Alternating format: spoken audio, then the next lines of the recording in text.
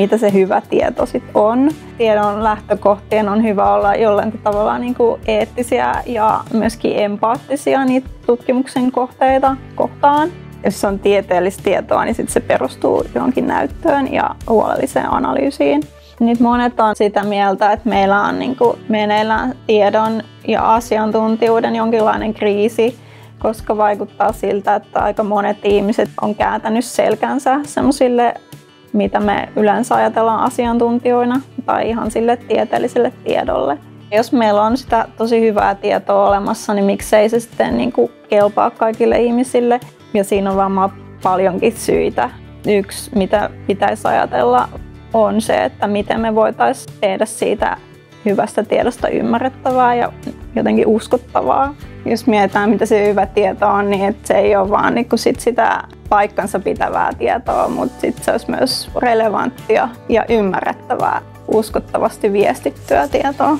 Mun mielestä on tosi tärkeää ymmärtää tätä tavallisen ihmisen kokemusta niin kuin heidän omasta taloudesta, mutta myös laajemmista talouden ilmiöistä. Sitä kautta voidaan myös vähän ehkä alkaa ymmärtää sitä, että miten asiat käsitetään silloin, kun se ymmärtäminen ei perustu välttämättä siihen tieteelliseen tietoon tai taloustieteelliseen tietoon tässä tapauksessa.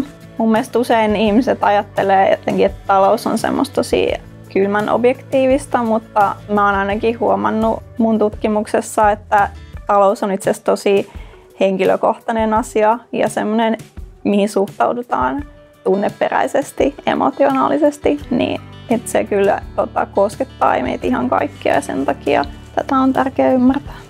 Tutkimusrahoitus, niin siinä on tosi tärkeää jotenkin se, että se säilyttää sen tutkimuksen riippumattomuuden, että se ei niin kuin aseta sille tutkimuksen tuloksille tai metodeille mitään ehtoja. Lisäksi hyvä tutkimusrahoitus on tietenkin riittävää ja riittävän niin kuin pitkäjänteistä, että ehditään saada niitä tuloksia.